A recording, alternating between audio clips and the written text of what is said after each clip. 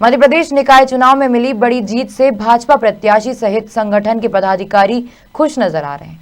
वहीं राजधानी भोपाल में प्रदेश भाजपा अध्यक्ष वीडी शर्मा ने मीडिया से चर्चा करते हुए जीत की सफलता का नगर निगम के और ग्रामीण निकाय के नगरपालिका के जो चुनाव हुए हैं, इन चुनावों में एक बड़ा महत्वपूर्ण ऐतिहासिक सफलता भारतीय जनता पार्टी को मिली है।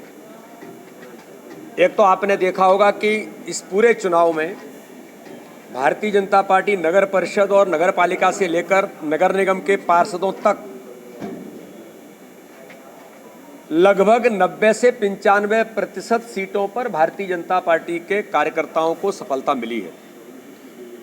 और इसमें सबसे बड़ा महत्वपूर्ण पहलू है कि नीचे हमारे नगर परिषद के पार्षदों में कहीं 15 में से 14 जीत रहे हैं, कहीं 15 के 15 जीत रहे हैं, कहीं 12 जीते हैं, कहीं 13 जीते हैं।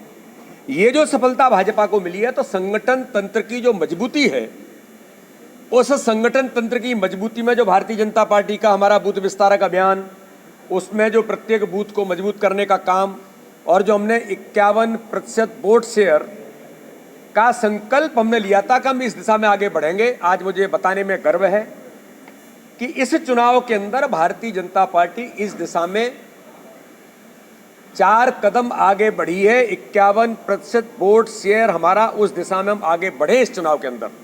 मैं इसका आंकड़ा भी आज पूरा एनालिसिस हो रहा है, उस एनालिसिस को भी एक बार सामने में रखूंगा कि किस प्रकार से भारतीय जनता पार्टी को ऐतिहासिक बहुमत मिला। माननीय मुख्यमंत्री जी ने कहा कि मैं राजनीति में इतने सालों से चुनाव लड़ा रहा हूं, लेकिन पहली बार भारतीय जनता पार्टी को इतना व्यापक समर्थन नीचे तक मिला है। इसमें मैं भारतीय जनता पार्टी के कार्यकर्ताओं का जो प्रबंधन है, इसको भी इस बात के लिए उनको बधाई देता हूं कि जो प्रबंधन हमारा था नीचे तक, कार्यकर्ता, नगर परिषद का प्रभारी, नगर पालिका का प्रभारी, छोटे छोटे सारी चीज़ों को संभालने वाले लोग, और जिस प्रकार से हर नगर निगम के अंदर जो पार्षद भारतीय जनता पार्टी को ऐतिहासिक बहुमत मिला है, तो इस दिशा में इस चुनाव में एक नया दिशा जो मिली है वो ये मिली है कि भारतीय जनता पार्टी के कार्यकर्ताओं की मेहनत के आधार पर जनता का अपार समर्थन, भारतीय जनता पार्टी के नेतृत्व के प्रति विश्वास, माननीय प्रधानमंत्री, माननीय मुख्यमंत्री, गरीब कल्याण की योजनाएं और विकास, ये जो मुद्दा था, इस पर इस चुनाव में जनता का जनमत का समर्थन भारतीय जनता पार्टी को मिला है। और इस दिशा में मैं उन सभी कार्यकर्ताओं को बधाई भी देता हूं और इस पर हम और काम करने वाले हैं। कहां हम कमजोर रह गए, अगर कहीं मेयर हम गलती से हारे हैं लेकिन बहुमत हमको जनता ने, चाहे जबलपुर होगा, चाहे कटनी होगा, चाहे हमारा ग्वालियर होगा, चाहे हमारा सिंगरौली भी होगा, वहाँ पर पार्षदों का समर्थन हमें इतना मिला है, लेकिन किन कारणों से हम लूज किए, इसके बारे में भी गंभीरता से मंथन भारतीय जनता पार्टी समीक्षा के तौर पर करेगी।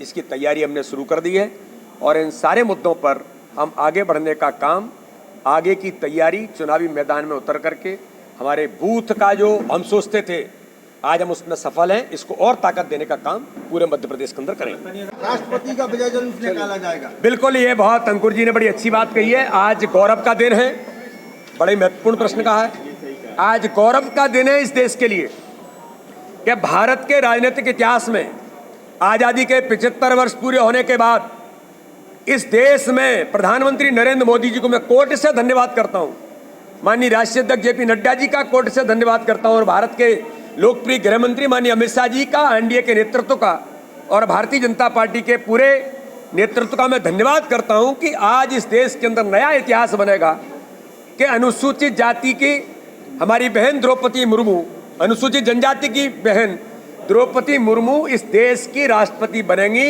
ये देश के भारत की राजनीति का एक बड़ा माइलस्टोन है, इतिहास बन रहा है। और नई दिशा राजनीति की, जो सबका साथ, सबका विकास, सबके विश्वास का जो मंत्र माननीय प्रधानमंत्री ने दिया है, उसको चरितार्थ करने का काम भाजपा ही कर सकती है और किया है। अटल जी ने एपीजे अब्दुल कलाम को राष्ट्रपति बनाया था देश के अंदर। मैं पूछना चाहता हूं वो अल्पसंख्यक समुदाय के मित्रों से और उनके जनता जनार्दन से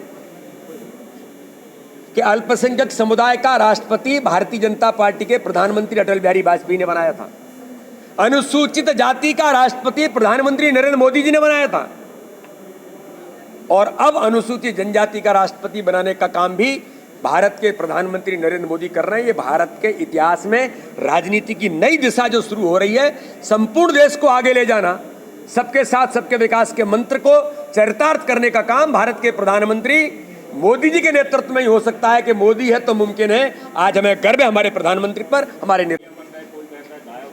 ये मिस्टर इंडिया ही तो बन गए कि उस मिस्टर इंडिया बने त्रिदेव ने ही तो खेल किया है पूरा। कि 95% सीटें कैसे जीत के आगे, वीडी शर्मा नहीं पहुंचे थे। अगर मैं कहूं कि राजनगर के अंदर, लव कुश नगर के अंदर, चंदला के अंदर, इंटीरियर में, जंगल में जो नगर परिषद है, वहां वीडी शर्मा नहीं पहुंचे, वो त्रिदेव ही पहुंचे और मिस्टर इंडिया बन करके 15-15 पार से जीत करके आ गए। ये उन्हीं की देन है, ये उसी कार्यकर्ता की मेहनत है। तो जो लोग ऐसा कहते हैं, मैं उनको बताना चाहता हूं, गहराई से अध्ययन करने के बाद मैंने कहा ना, मेरा तो कॉन्फिडेंस लेवल लबालब है अपने उन त्रिदेव, अपने बूथ के कार्यकर्ताओं की मेहनत के बल पर। ये उन्हीं ने किया है सब। हाँ, हम माहौल बना सकते हैं, हम लोगों को मोबिलाइज कर सकते हैं, हमारा नेतृत्व जा करके लोगों को बाकी सारी चीजें कर सकता है, लेकिन जमीन पर उतारने का काम तो वही करता है।